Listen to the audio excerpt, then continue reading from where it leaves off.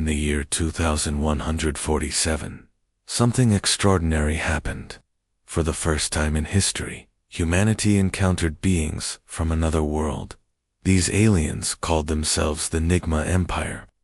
Their arrival was sudden and unexpected. Massive ships appeared in the sky, hovering silently above Earth's atmosphere. The sight of these ships sent shockwaves through cities and towns across the planet. People stopped what they were doing to stare up at the skies, their faces filled with awe and fear.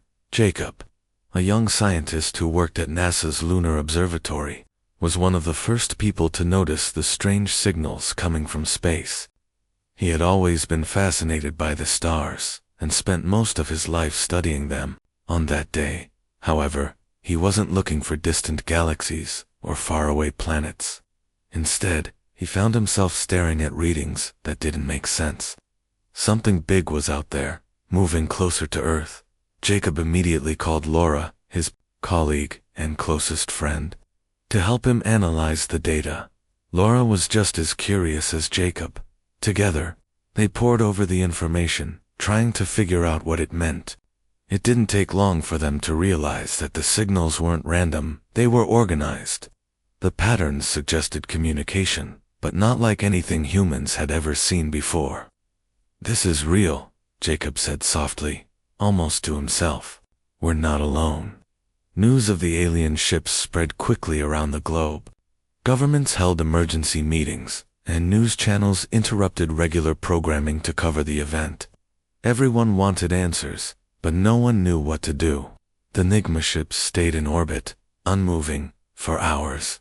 Then, finally, they acted. A bright beam of light shot down from one of the ships, striking a remote area in the Pacific Ocean.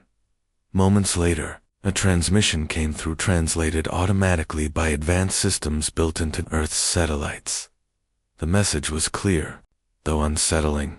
The NIGMA claimed they were superior beings, tasked with deciding whether civilizations deserved to exist. They demanded that humanity prove its worth. If humans failed to meet their standards, the NIGMA warned, they would destroy the planet. Without hesitation, many people dismissed the message as nonsense. Others panicked, thinking the end of the world was near. But some, like Jacob and Laura, took the threat seriously. General Carter, a stern military leader in charge of Earth's defense forces, was among those who refused to believe the aliens posed any real danger. "They're just machines," he declared during a televised address. "We've faced worse threats and survived."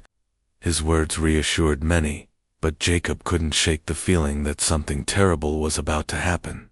Over the next few days, Jacob and Laura worked non-stop, analyzing every bit of data they could gather about the NIGMA. What they discovered chilled them to the bone. The NIGMA weren't new to this kind of mission. Records hidden within their transmissions revealed that they had visited other worlds before and wiped out countless civilizations. Each time, the NIGMA gave those civilizations a chance to survive, but none succeeded. The more Jacob and Laura learned, the more convinced they became that humanity needed to tread carefully. Despite their warnings, no one seemed willing to listen. World leaders argued over how to respond, unable to agree on a unified strategy. Some wanted to negotiate peacefully, while others pushed for an aggressive approach. Tensions ran high, and fear gripped the population. In the midst of all this chaos, Jacob felt powerless. He knew the stakes were higher than anyone realized, yet his voice was drowned out by louder, more confident opinions. One evening, as Jacob sat alone in his office reviewing the latest findings, Laura walked in. She looked exhausted but determined. "We need to warn them again," she said firmly. "If we don't, we're going to regret it." Jacob nodded, knowing she was right. They decided to go straight to General Carter, hoping he would understand the gravity of the situation. When they arrived at the military headquarters, they found Carter surrounded by advisors and officers. The room buzzed with activity as plans were made and discarded. Jacob and Laura waited patiently until they were given a chance to speak. When it finally came, Jacob stepped forward and explained everything they had uncovered. He showed charts, graphs, and recordings, laying out the evidence as clearly as possible. For a moment, silence filled the room. Then Carter spoke, his voice cold and dismissive. "You're saying we should roll over and let these things dictate our future?" he asked. Before Jacob could reply, another officer chimed in, agreeing with Carter. "We can't show weakness," the man said. "If we do, they'll see us as easy targets." Jacob tried to argue, but his words fell on deaf ears. Frustrated and defeated, he and Laura left the building. As they walked back to their lab, Jacob couldn't help but feel a deep sense of dread. The NIGMA weren't bluffing. They had done this before, and they would do it again.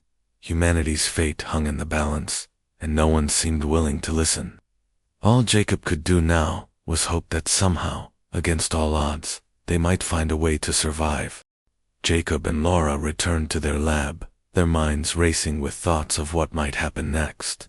The weight of the situation pressed down on them, making it hard to focus. They knew they had done everything they could to warn the leaders, but it hadn't been enough. General Carter and his team were too confident, too sure of humanity's ability to fight back. Jacob sat at his desk, staring blankly at the glowing screen in front of him. Laura paced the room, her hands clenched into fists. "We can't just sit here," Laura said finally, breaking the silence. "There has to be something else we can do." Jacob nodded slowly, though he wasn't sure what that something was. He turned back to the data they had collected about the NIGMA. There had to be a clue somewhere, something they had missed. As he scrolled through the information, one detail caught his eye. Buried deep within the transmissions was a fragment of a story, a record of an event from the NIGMA's past. It described a catastrophic encounter with a mysterious force they called the Voidbringer. According to the text, the Voidbringer consumed entire civilizations, leaving nothing behind but emptiness. Laura leaned over Jacob's shoulder, reading the passage with growing interest. "What is this Voidbringer?" she asked. "Is it some kind of weapon?" "I don't think so," Jacob replied. "It sounds more like a natural phenomenon, something beyond even the NIGMA's understanding." The two of them spent hours piecing together more details about the Voidbringer. What they found was both fascinating and terrifying. The NIGMA had faced extinction because of it, just like the civilizations they now judged. But instead of learning humility, the NIGMA seemed to have convinced themselves they were immune to such threats. They believed they had escaped the Voidbringer's reach and were now its guardians, protecting the universe from lesser beings who might attract its attention. "This is why they're doing this," Laura said quietly. "They think they're saving the galaxy by wiping out anyone who might draw the Voidbringer's wrath. But they're wrong," Jacob added. "If anything, their arrogance is going to bring it right to us." As they discussed the implications, the news feeds lit up with alarming updates. World leaders had decided to take action against the NIGMA without waiting for further communication or negotiation. They launched a preemptive strike. Fighter jets and missiles soared into the sky, targeting the alien ships still orbiting Earth. Jacob and Laura watched in horror as the attack unfolded on live broadcasts. Explosions erupted around the NIGMA vessels, but the damage was minimal. The alien ships absorbed the blasts effortlessly, their shields unbroken. Then, without warning, the NIGMA retaliated. A single beam of energy shot down from one of their ships, striking a military base in Europe.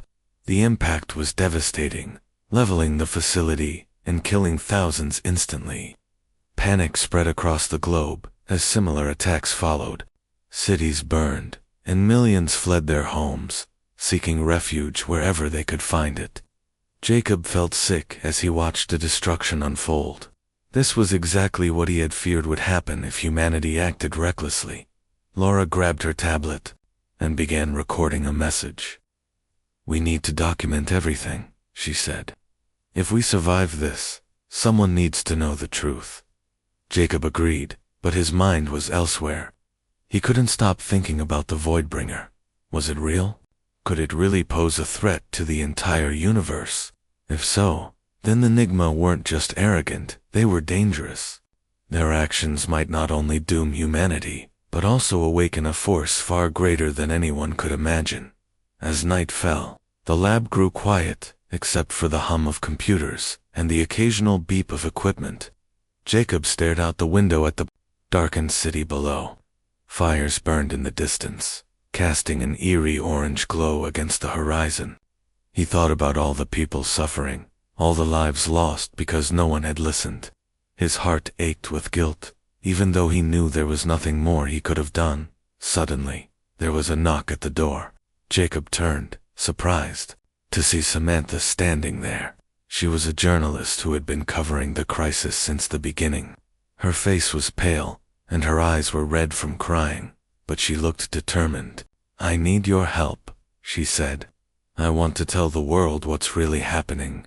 Jacob hesitated. He didn't know if sharing their findings would make any difference. But then he remembered how important it was to keep trying, no matter how hopeless things seemed. "Okay," he said. "Let's do it." Together, the three of them worked through the night, compiling evidence and preparing a report. Samantha recorded interviews with Jacob and Laura, asking questions that forced them to explain everything in simple terms. By morning, they had created a comprehensive presentation detailing the NIGMA's history, their connection to the Voidbringer, and the dangers of underestimating them. When they finished, Samantha uploaded the report to every major news outlet and social media platform she could access. Within minutes, it began spreading across the internet. People started talking about the Voidbringer, questioning the NIGMA's motives, and criticizing the decision to attack. For the first time since the crisis began, there was a glimmer of hope. Maybe, just maybe, humanity would start listening. But Jacob knew it might already be too late. The NIGMA showed no signs of stopping, and the Voidbringer remained a mystery. All they could do now was wait and pray that someone, somewhere, would find a way to stop the impending catastrophe. The days that followed were chaotic. The NIGMA's attacks grew more intense, and their presence on Earth became undeniable. Their massive ships descended from orbit, landing in major cities around the globe.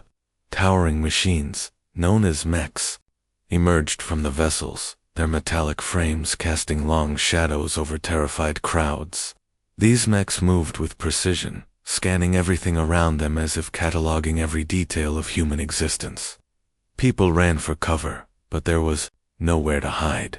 The NIGMA had come, and they showed no mercy. Jacob, Laura, and Samantha watched the events unfold from the safety of their lab. News reports flooded in, showing scenes of destruction and despair. New York City was one of the first places targeted by the NIGMA. Their emissaries, humanoid figures clad in sleek armor, stepped forward to address the survivors. Through a translator device embedded in their suits, they delivered their ultimatum: surrender all technological advancements or face complete annihilation. "You are unworthy," the lead emissary declared, its voice cold and mechanical. "Your actions have proven your inferiority." Samantha, still reeling from the horrors she had witnessed, decided to cover the event live. She set up her camera near the ruins of Times Square, where the NIGMA had gathered. Her hands trembled as she adjusted the lens, but she forced herself to stay calm. This was her job, to tell the truth, no matter how frightening it was. As she began broadcasting, she spotted Jacob standing nearby, his face pale but resolute. Without hesitation, she called him over for an interview. "Jacob," Samantha said, holding the microphone toward him, "you've been studying the NIGMA since their arrival. What do you think people need to know right now?" Jacob hesitated, unsure how to condense everything into a few sentences. Finally, he spoke.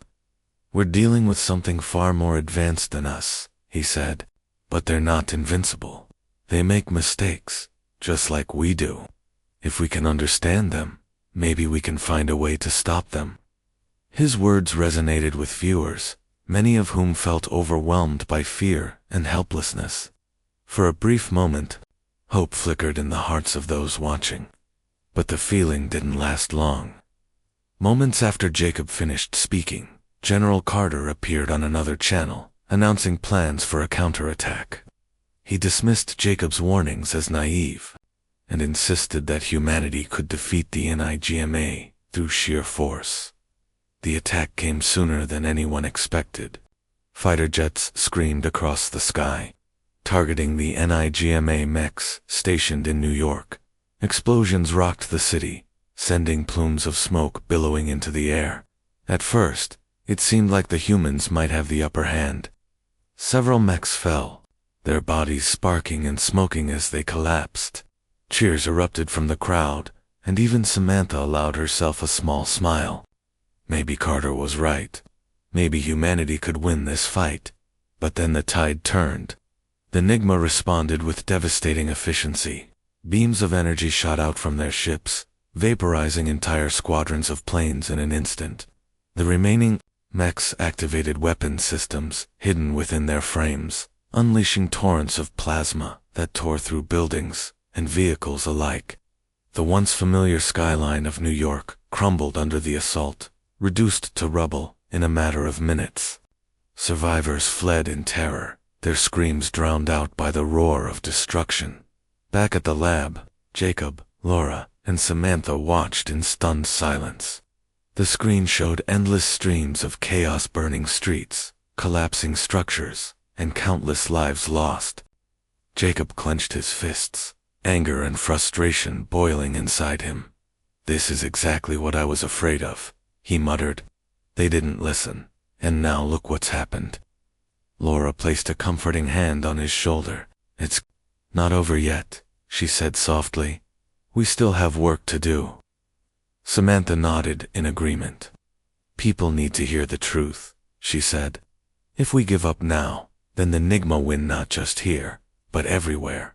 Determined to keep fighting, the trio focused on gathering more information about the NIGMA, using data collected during the failed attack. Laura managed to isolate fragments of code transmitted between the alien ships. These codes revealed patterns strange, sequences that hinted at vulnerabilities in the NIGMA systems. It wasn't much, but it was a start. Meanwhile, Samantha continued her broadcasts, sharing updates and urging people to stay strong.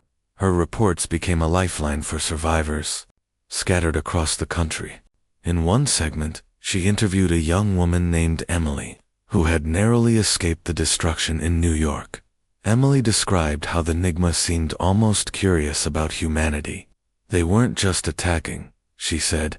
"They were watching us, studying us, like we were some kind of experiment." Jacob listened intently to Emily's account. It matched what he and Laura had suspected all along. The NIGMA weren't mindless killers. They operated based on logic, driven by a belief in their own superiority.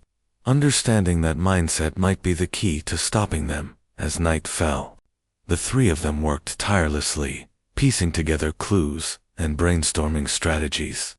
Exhaustion weighed heavily on them, but none of them dared to rest. Outside, the world burned.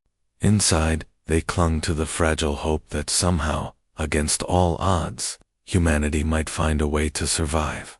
And so, amidst the ruins of a shattered world, Jacob, Laura, and Samantha vowed to keep going. They knew the road ahead would be difficult, perhaps impossible, but giving up was not an option, not when so much was at stake.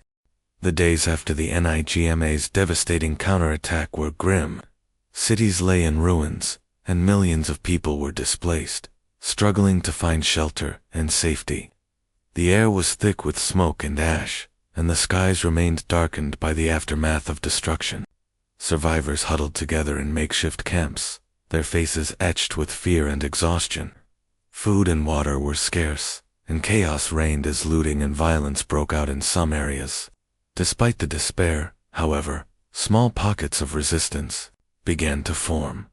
Jacob, Laura, and Samantha found themselves in one such group, hidden deep beneath the streets of Chicago. An old bunker, originally built during the Cold War, had been repurposed as a refuge for those lucky enough to escape the NIGMA's wrath. It was cramped and damp, but it offered protection from the alien forces above. Inside, survivors worked together to organize supplies, tend to the injured, and plan their next move. Among them were soldiers who had escaped the military's disastrous attacks, engineers who knew how to repair damaged equipment, and ordinary citizens determined to fight back. General Carter eventually joined them, though reluctantly. His pride had taken a heavy blow after the failure of his strategies, but he recognized the need for unity. He brought with him a small team of loyal soldiers, including Ethan, a former Marine with a calm demeanor and sharp instincts. Ethan had seen combat before, but nothing like this. Still, he carried himself with quiet confidence, earning the respect of those around him. Another key member of the group was Mia, a young engineer who specialized in robotics. Her expertise would prove invaluable as they tried to understand and, possibly dissembled, the NIGMA's advanced technology. Samantha continued her work as a journalist, documenting the efforts of the resistance. She recorded interviews with survivors, capturing their stories of loss and resilience. Her reports served as both a record of humanity's struggle and a source of inspiration for those still holding on. One evening, she sat down with Jacob to discuss the latest developments. "What's the plan?" she asked, her voice tinged with urgency. "We can't just sit here forever." Jacob sighed, running a hand through his disheveled hair. "Laura and I have been analyzing the data we gathered," he explained. "There's something unusual about the way the NIGMA operate. Their actions are too coordinated, too precise. It's almost like they're being controlled by something or someone." Laura nodded, joining the conversation. "Exactly," she said. "Their ships, their mechs, even their emissaries, they all seem to follow commands from a central source. If we can locate and disable that source, we might be able to stop them." The idea sparked hope among the group, but it also raised questions. Where was this central source located? How could they reach it? And most importantly, how could they destroy it without getting killed in the process? These challenges weighed heavily on everyone, but they knew they had no choice but to try. Ethan stepped forward, volunteering to lead any mission that required direct action. "I've faced worse odds," he said with a grim smile. "If anyone's going in there, it should be me." Mia quickly added her support, insisting that she accompanied him. "You'll need someone who understands machines," she argued. "Besides, I designed some of the tech we're using now. I know how it works." As plans began to take shape, tensions rose within the group. Some members believed the mission was too risky, while others thought it was their only chance. General Carter wavered, torn between his duty to protect his people and the need to act decisively. In the end, it was Jacob who convinced him. "We've already lost so much," Jacob said. "But if we don't take this risk, we'll lose everything." With the decision made, preparations began in earnest. Mia worked tirelessly to modify an experimental spacecraft stored in the bunker, equipping it with weapons and shields scavenged from abandoned military bases. Laura analyzed maps and schematics of the NIGMA fleet, searching for weak points in their defenses. Meanwhile, Ethan trained with the other soldiers, honing their skills for what promised to be a deadly confrontation. Samantha stayed close to the team, filming every step of the process. She wanted the world to see the courage and determination of these individuals, even if they failed. Late at night, she often found herself sitting alone, reviewing the footage she had captured. The faces of the resistance members, bruised, weary, yet unyielding, filled her with a mix of pride and sorrow. She whispered a silent prayer, hoping that their sacrifices wouldn't be in vain. Finally, the day of the mission arrived. The spacecraft stood ready, its sleek design gleaming under the dim lights of the bunker. Ethan and Mia suited up, checking their gear one last time. Around them, The rest of the group gathered to say goodbye. Words were exchanged, hugs were shared, and tears were shed. Jacob handed Ethan a small medallion engraved with the words "For Earth," a token of gratitude and hope as the spacecraft launched, breaking through the surface and soaring into the sky. Everyone held their breath. The journey ahead would be perilous, and the odds of success were slim. But for the first time in weeks, there was a glimmer of possibility, a chance that humanity might reclaim its future. Above them, the NIGMA fleet loomed, its ships casting long shadows over the broken world below.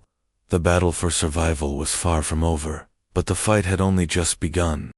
The spacecraft carrying Ethan and Mia shot into the sky, its engines roaring as it pierced through the thick clouds of smoke and ash that blanketed Earth. Below them, the ruined cities and scattered survivors faded from view, replaced by the cold expanse of space. The NIGMA fleet loomed ahead, a vast armada of sleek, metallic ships glowing faintly against the darkness of the void. Each vessel was larger than anything humanity had ever built, their surfaces adorned with intricate patterns that seemed to pulse with energy. To Ethan and Mia, they looked less like machines and more like living organisms, silent predators waiting to strike. Inside the cockpit, tension filled the air. Ethan gripped the controls tightly, his knuckles white as he navigated the small craft closer to the enemy fleet. Beside him, Mia monitored the ship's systems, her eyes darting between screens filled with data. "We're within range," she said finally, her voice steady despite the fear gnawing at her stomach. "But we won't get much closer without being detected." Ethan nodded, his jaw clenched. "Then we'll have to be quick," he replied. "How long until we can pinpoint the central core?" Mia hesitated for a moment before answering. "Laura's coordinates are accurate, but we'll need to disable some of their outer defenses first. That means getting inside one of their ships." She glanced at Ethan, her expression grim. "This isn't going to be easy." As they approached the nearest NIGMA vessel, the sheer scale of it became even more apparent. It was unlike anything either of them had ever seen, a colossal structure bristling with weapons and sensors. Its surface shimmered faintly, as if alive, and strange symbols etched into its hull glowed with an eerie light. Ethan guided the spacecraft toward a docking bay near the ship's underside, hoping to slip in unnoticed. The plan was risky, but they had no other choice. Once inside, the two of them suited up in protective gear, designed to shield them from whatever dangers awaited. Armed with tools and makeshift weapons, they prepared to leave the safety of their ship. Before opening the hatch, Mia turned to Ethan. "Remember," she said, her voice soft but firm, "we stick together, no matter what happens." Ethan gave her a curt nod. Understood. The moment they stepped out, they were greeted by an unsettling silence. The interior of the NIGMA ship was dimly lit, its walls covered in pulsating veins of light that seemed to shift and change as they moved. Strange mechanical sounds echoed through the corridors, low hums, sharp clicks, and occasional bursts of static. Every step felt heavier than the last, as though the very air resisted their presence. They moved cautiously, following Laura's map, while keeping an eye out for any signs of movement. It wasn't long before they encountered their first obstacle, a group of drones patrolling the area. The machines were small but fast, their sleek bodies gliding effortlessly along the floor and walls. When they spotted Ethan and Mia, they emitted hypercheed whines and charged forward. Ethan raised his weapon, firing a series of electromagnetic pulses that temporarily disabled the drones. Sparks flew as the machines collapsed, twitching violently before falling still. "Nice shot," Mia said, breathing heavily. "But we can't keep doing this forever. We'll run out of ammo." "I know," Ethan replied, scanning the corridor ahead. "Let's keep moving." Deeper into the ship, the atmosphere grew stranger.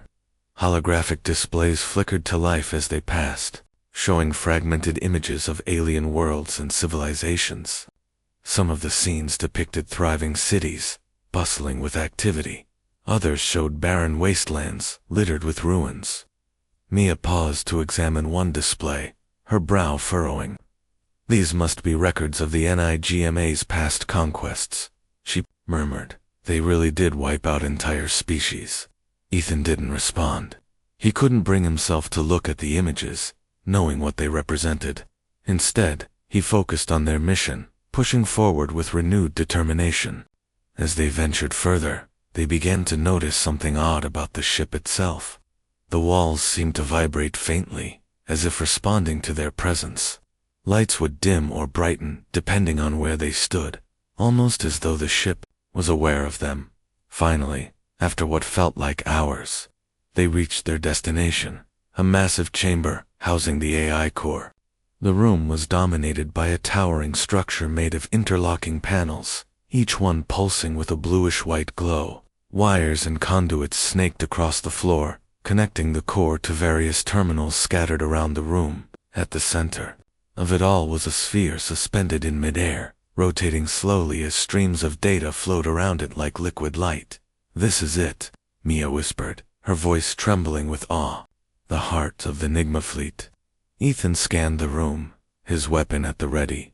"Start setting up the explosives," he said. "I'll cover you." Mia nodded and set to work, carefully placing charges at key points around the core. As she worked, she couldn't shake the feeling that they were being watched. Her instincts proved correct when a low rumble shook the room, followed by the sound of heavy footsteps approaching. From the shadows emerged a massive mech, its glowing eyes fixed on them. "Ethan," Mia shouted, panic rising in her voice. "I see it," Ethan replied, stepping between her and the mech. "Keep working. I'll hold it off." The mech lunged forward, its movements surprisingly agile for such a large machine. Ethan fired repeatedly, aiming for its joints and sensors, but the mech barely slowed down. Its armored fists slammed into the ground, sending shockwaves through the chamber. Pieces of debris rained down, forcing Mia to dodge as she continued planting explosives. Time seemed too slow as the battle raged on. Ethan fought valiantly, buying precious seconds for Mia to finish her task. Finally, she yelled, "It's done. Let's go." Ethan backed away from the mech, firing one last volley before turning to join Mia. Together, they sprinted toward the exit, the countdown timer on the explosives ticking steadily. Behind them, the mech let out a deafening roar, its body sparking as it attempted to pursue them. They barely made it back to their spacecraft before the charges detonated. A brilliant flash of light illuminated the interior of the NIGMA ship, followed by a deafening explosion that shook the entire fleet. Ethan and Mia held on tight as their ship was jolted by the shockwave, narrowly avoiding being pulled into the collapsing wreckage. As they sped away from the doomed vessel, Ethan allowed himself a brief moment of relief. "That should do it," he said, exhaling deeply. But Mia stared at the screen, showing the remaining NIGMA ships, her expression troubled. "I hope so," she murmured, "because if it doesn't, we're out of options."